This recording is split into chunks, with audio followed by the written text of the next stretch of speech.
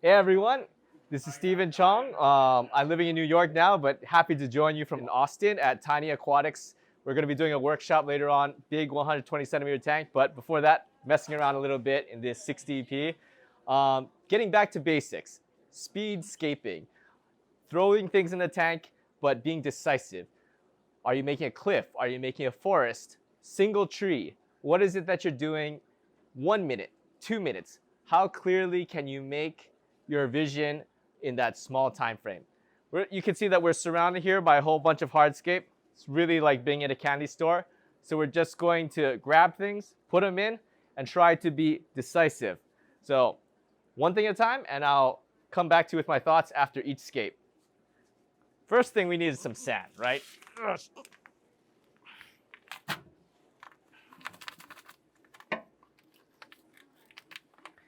Some nice light colored UNS Contra sand. Okay.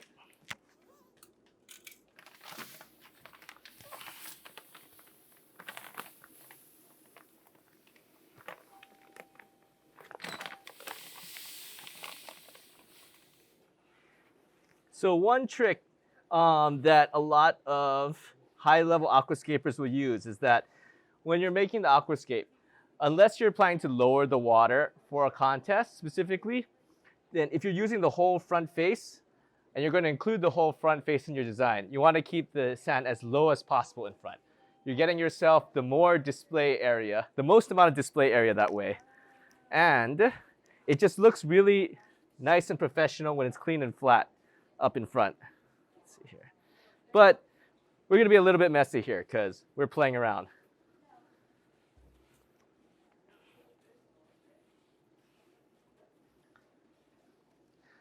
So what will be the first theme we go for? Let's see here. Let's do something real simple. The theme of roots or underwater roots. It's like grab, what can we hear?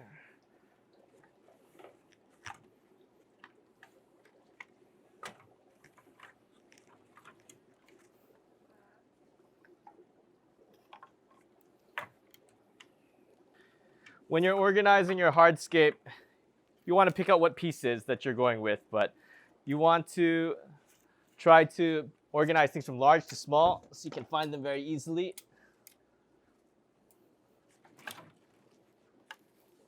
Just like grabbing out.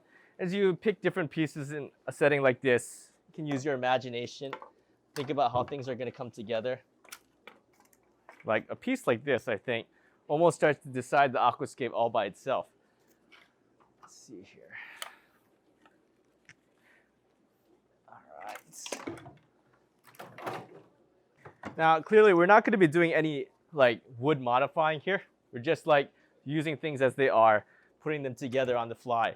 But in a serious aquascape, of course, you're going to want to consider, cutting, trimming, breaking things, putting them back together, because you're never going to find the ideal shape inside of a shop like this. However, you'll find lots and lots of materials that will make your vision a reality. So we got the wood here, but I think like one thing I want to emphasize is that the stonework is even more important, because the stonework is the foundation of the aquascape. It's what holds things up. And stonework is what dictates how the wood can come together. So let's see. Probably going to focus on Seiryu for this, because the almost more important than color and texture is shape. Being able to have the different pieces that fit together. Let's see here.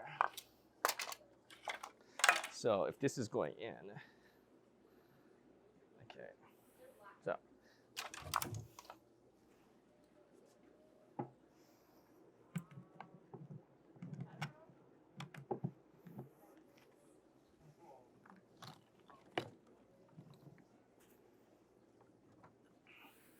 Okay.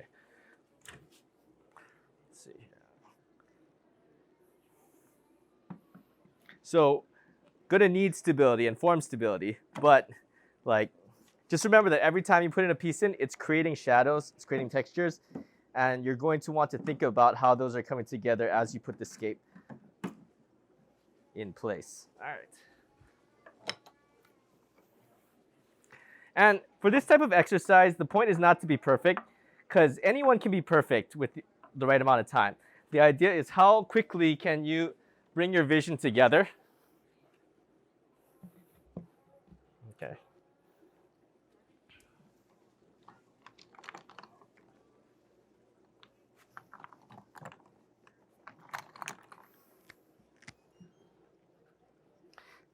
Like when you train yourself in this exercise of being fast, fast, fast, it helps you like be decisive. You cannot worry. You cannot like spend too much time like trying to make things perfect or obsess.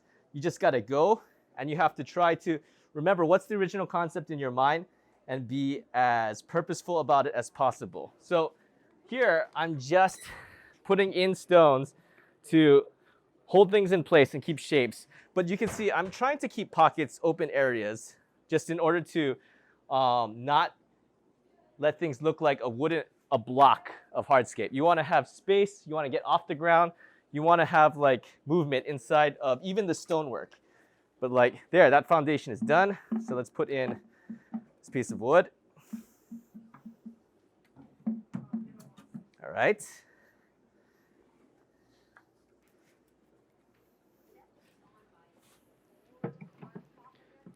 So I'm just trying to pick some pieces that can give like girth and thickness and strength to the overall aquascape. Let's see. The most important thing, I think, is to not be weak or timid. It's better to be too bold than too afraid. Let's see. Okay.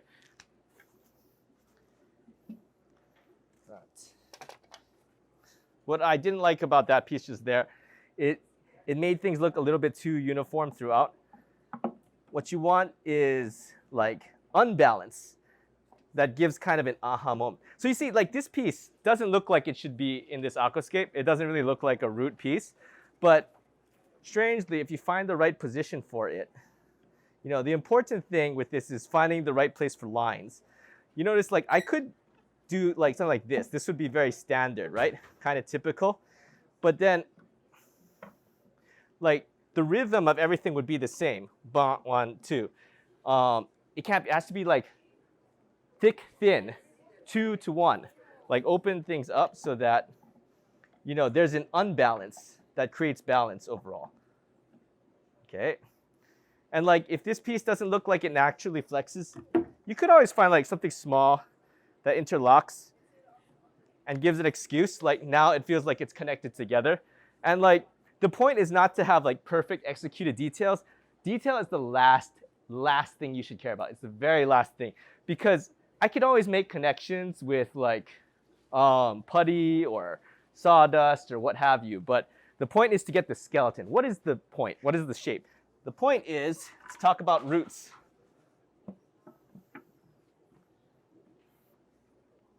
Done. That could be done. I don't really like this one that much, but you know, you can always find something better. And I think this is, you know, this is good enough. You get the point. And idea is like, if you can do this in 5 minutes, like this with no glue, you'll be able to make whatever you want with glue.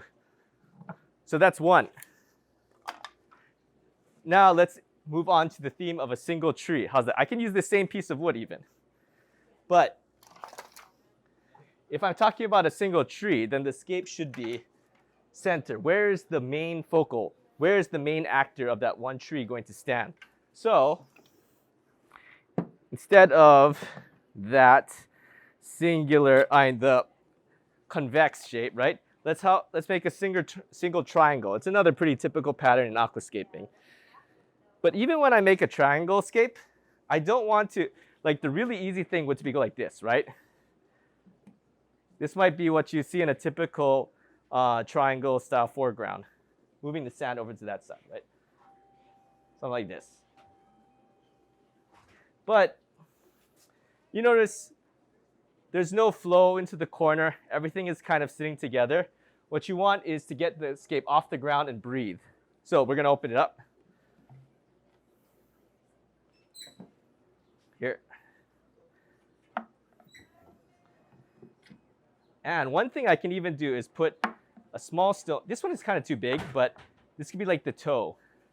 This is a really popular type of placement in modern iwagumi and Brazilian style because it points off the page. It like takes the scape off the page, and small in front because small gives scale. Like if I used an even smaller stone than this, something really tiny up in front, it makes this stone and this stone feel so much bigger if you just take that little one there. This other one is making the same excuse, right? All of them are working together. So, let's see. But we're not creating a two-part layout. We are creating a one-part with a big tree. So I'm just going to connect these like that. And we'll just use that same piece of wood we were using earlier. But this time, I'm going to show it as a tree. And don't worry if things move around that much. If it moves around, it's a skills issue. Get better. Or don't be afraid to readjust, because things are going to move, you know? Okay, there's that.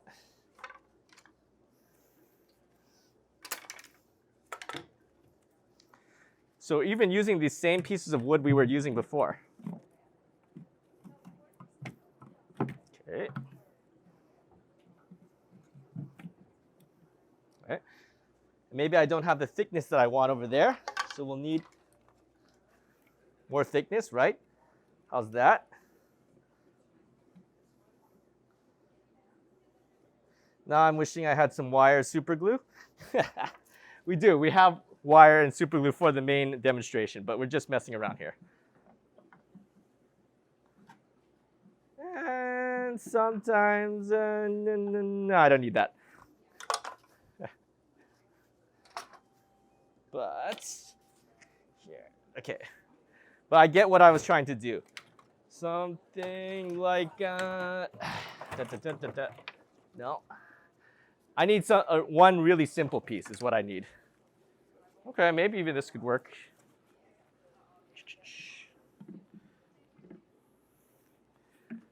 Just to add one more layer of thickness to what we're doing. Okay.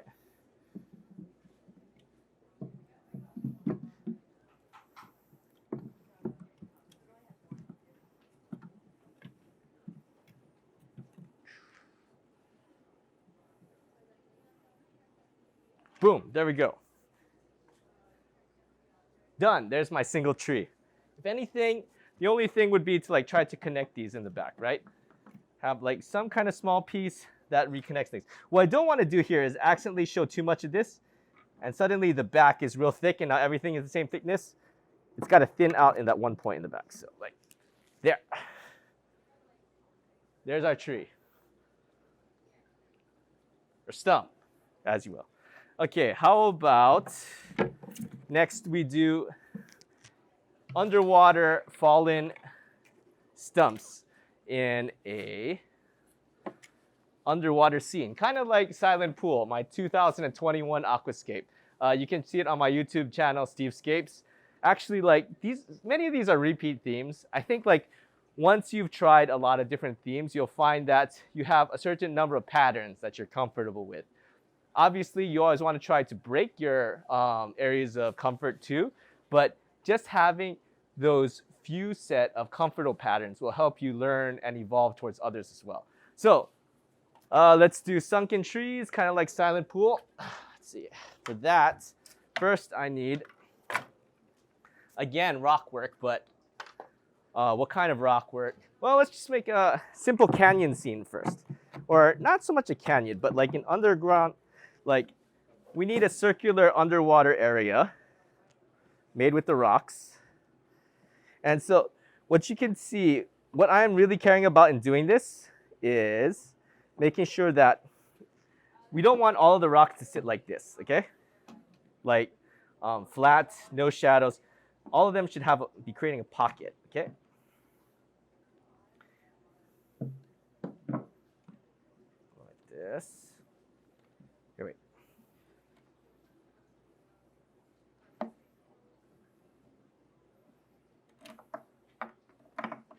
Okay.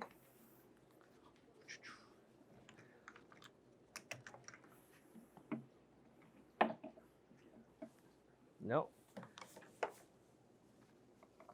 What's the point of this, guys? Quick, speed, be decisive. Don't worry about it. Or if you're not really good at putting things together, it means that you need to practice this more. If you have a dojo like we have here at Tiny Aquatics, definitely come and check. I was playing with it earlier, and I'll probably play with it more before we go. But like, this is the kind of thing that you should do. Grab it, go, grab it in. See what you can put together in 5 minutes, 4 minutes, 3 minutes, 2 minutes, 1 minute. Actually, there's another video on my channel where I do speed scaping with Takayuki Fukada, the 2-time world champion, who's my teacher. And like, we also make aquascapes in like 1 minute because that is the way that we trained. Like, be aggressive, be confident. If it's a mistake, that just means you need more practice, but commit. That's the thing, commit. It's,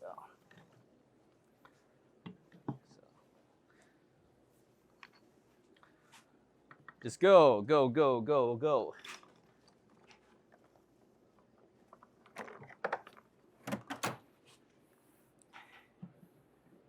And as you learn to become more decisive, then you will inherently improve your overall skills. Let's see, is this too big? That is too big.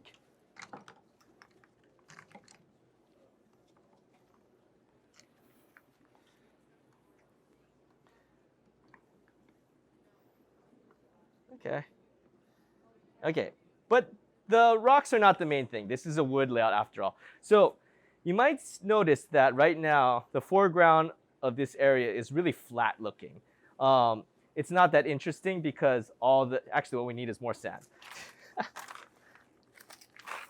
So it's kind of flat looking because all the stones are directly connected together on purpose. That's done purposefully. But in order to create dimension and scale, all that needs to be done is to add a few more small stones. To the foreground. But for that, we need a little bit more sand in here. Okay.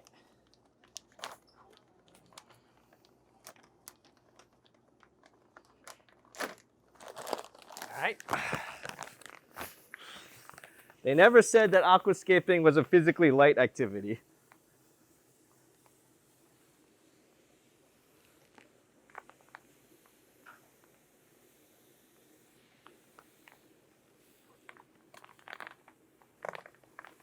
All right, and look at that beautiful white sand, easy to work with. Okay. Whoosh. All right. That's enough for now. Of course, in a competition, here we're being real rough, guys, but in a competition, you want to get this completely level from one side to the other. Being able to do so is also a sign of your attention to detail and skill. Now, this is pretty accessible, so it wouldn't be a problem with the right tools to get the sand completely flat at the time of the photo. Now, under here, as I mentioned, it's kind of sabishi, it's kind of lonely up front, so we'll need some little stuff.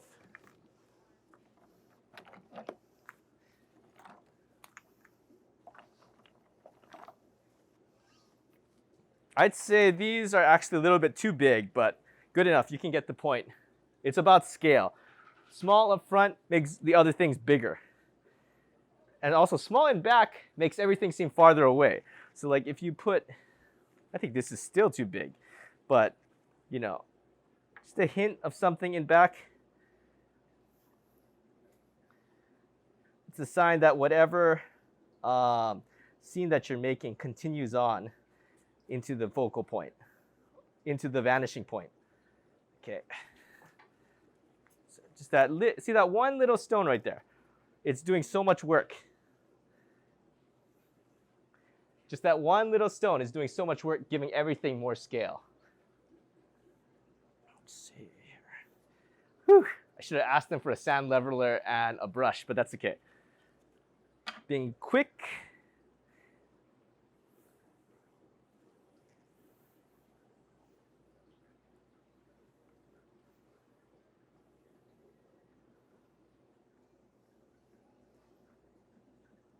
the other question is, when you're trying to fit in a stone, do you even need it? Maybe that's interesting to connect, but I feel like it actually loses scale to put it there. No, it's just those two little rocks. That's enough, more than enough. So that's the base of the scape. And I'm just gonna grab some of these cool, what are these called, if you don't mind? I can't remember. I'm a horrible fish store owner. Don't worry, Don. Anyway, these are cool, whatever they are. Anyway, let's try putting some in. So, and you'd actually want some bigger ones. These are a little bit small for what we're doing here, but they're certainly interesting. I love this. Like, this can actually keep that piece of wood off the ground. Even when it's sitting, it's off the ground because that one bit holding it up. And what you do is want to keep it off the ground, keep things off the ground so that when hardscape is settled, when it's settled, it looks like it's just dead. It's just sitting there like it hasn't been put in nature. It's artificial. But when it's off the ground, it's alive. There's the tension that it might fall down, or it might fall down more. And that's what you want in order to build drama in the aquascape. Now, of course, this end is flat like that. In a competition aquascape, you don't want to go in with some pliers or some, with some strong, sharp pliers or anything just to break it up. But just for the sake of experimentation, let's get things in here. Now, I really want these spikes to be pointing upwards, but again, off the ground. Okay, and oh, I wish I had a really big one. You know what? Even without this type of wood, let's just go with something else. The thing with wood is that, yeah.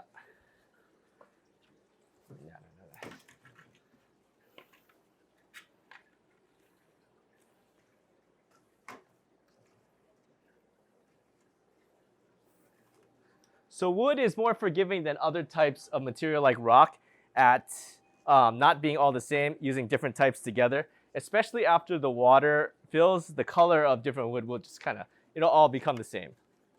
Like, I don't know if this will look good because it's really different, but just for the sake of demonstration, you would want something of more like this thickness and size to be the lead wood, say around like here.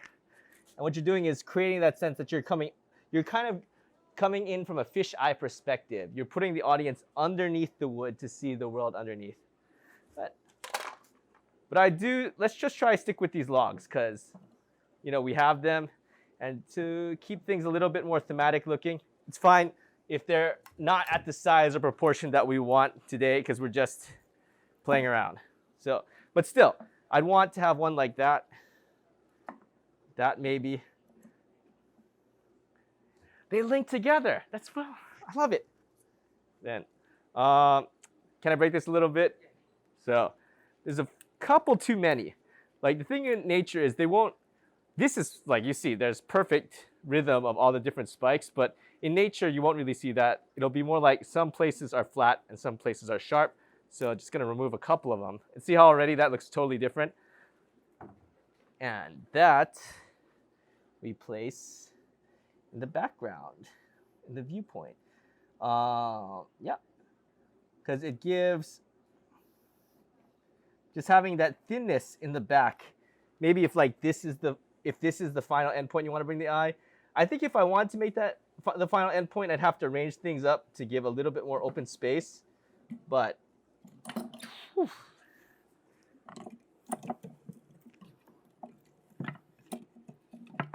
Okay.